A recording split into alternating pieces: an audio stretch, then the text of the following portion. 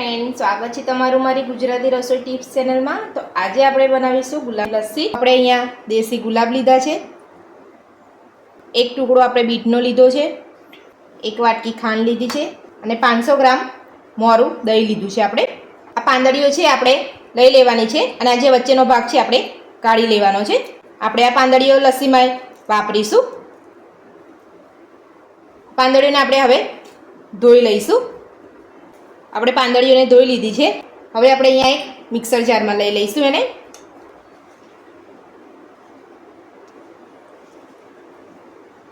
જે આ બીટનો ટુકડો આપણે લીધો છે એને આપણે છીણી લઈશું।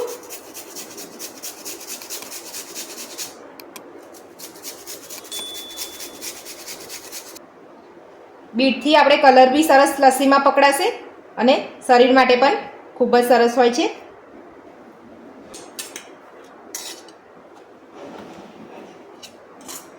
હવે આપણે એમાં ઉમેરી દઈશું।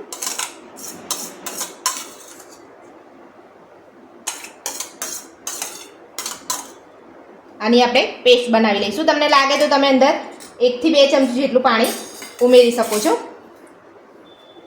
હવે આપણે પીસી લઈશું।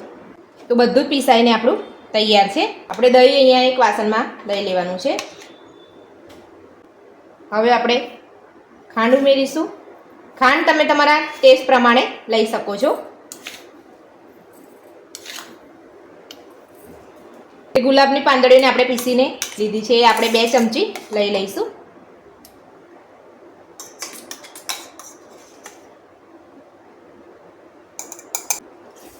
પહેલા બરાબર મિક્સ કરી લઈશું।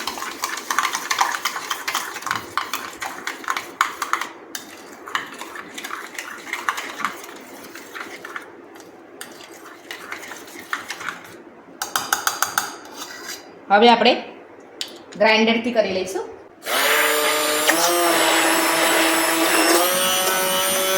ગ્રાઇન્ડર મેં ફેરવી લીધું છે। આપણી લસ્સી બનીને તૈયાર છે। હવે આપણે સર્વ કરી લઈશું। અહીંયા મેં 7 થી 8 ટુકડા બરફના લીધા છે, એ આપણે ગ્લાસમાં લઈ લઈશું।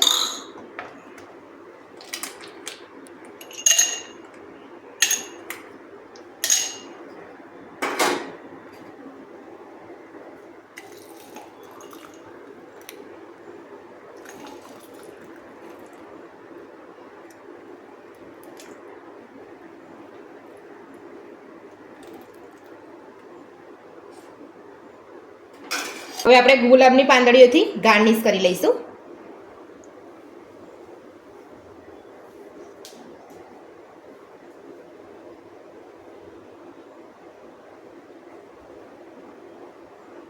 તમે ઉપરથી ડ્રાયફ્રૂટ અને આઈસ્ક્રીમ પણ એડ કરી શકો છો। આ ગુલાબ લસ્સી તમને કેવી લાગી મને ચોક્કસથી કોમેન્ટમાં જણાવજો।